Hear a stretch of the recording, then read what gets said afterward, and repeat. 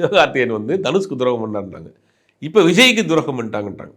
தனுஷ்க்கு துரோகம் பண்ணிட்டாரு அப்படின்னு சொல்கிறதுல எந்த லாஜிக்குமே கிடையாது. முதல்ல சிவகார்த்திகேயன் வந்து ஒரு டிவி சேனலில் ஒர்க் பண்ணுறாரு. அப்போ பாண்டியராஜன் வந்து பசங்க பண்ணதுக்கு பிறகு சொந்தமாக ஒரு படம் பண்ணுறாரு. மெரினான்னு ஒரு படம் பண்ணுறாரு. அந்த படத்தை சொந்த படம் அவரே டைரக்ட் பண்ணி அவரே ப்ரொடியூஸ் பண்ணுறாரு. சின்ன பட்ஜெட்டில் அப்போ தான் அந்த வீடியோ கேமரா வந்த டைமில் அதில் படம் பண்ணுறாரு.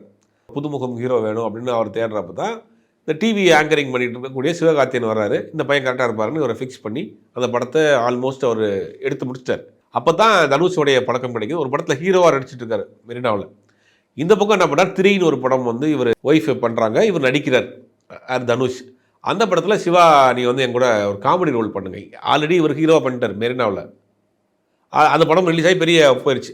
அதுக்கு பிறகு இவர் காமெடி ரோலாக கொண்டு வர்றார். இதில் இந்த தனுஷ் வந்து இதில் எங்கே வந்து இவரை உதவி பண்ணியிருக்காரு கைத்தூய். ஆனால் இன்னைக்கு வரைக்கும் ஒரு பிம்பத்தை கட்டமைச்சிருக்காங்க. தனுஷ்க்கு வந்து சிவகார்த்திகேயன் துரோகம் பண்ணிட்டார், நன்றி கட்டவன்றாங்க. உண்மையில் நன்றி கூட்டவர்கள் யார் அப்படின்னா பாண்டியராஜன் தான். டிவியில் இருந்தவரை சினிமாவுக்கு கொண்டு வந்தது பாண்டியராஜன் தான். ஹீரோவாக இருந்தவரை காமெடி நாக்குனது தனுஷ்.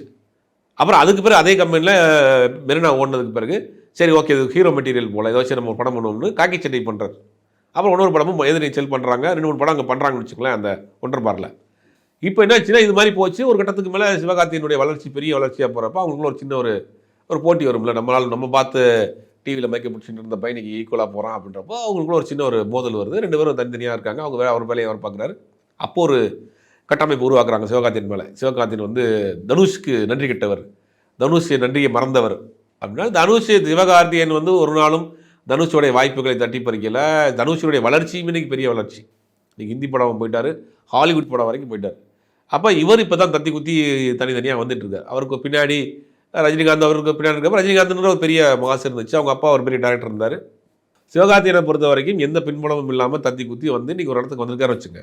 ஆனால் இவர் அவருக்கு போட்டி, இவருடைய வளர்ச்சியை இவர் தாங்க ஃப்ளாக் பண்ணுறாரு அப்படிங்கிற மாதிரியான இங்கே சமூக வலைதளங்களில் ஒரு கூலிப்படைகள், போலி கூலிப்படைகள் ஒரு நரேட்டிவ் செட் பண்ணக்கூடிய ஒரு கும்பல் ஒன்று இருக்குது இங்கே. அந்த கும்பல் பணத்தை வாங்கிட்டு இந்த வேலையை செஞ்சுக்கிட்டு இருக்காங்க திருப்பி.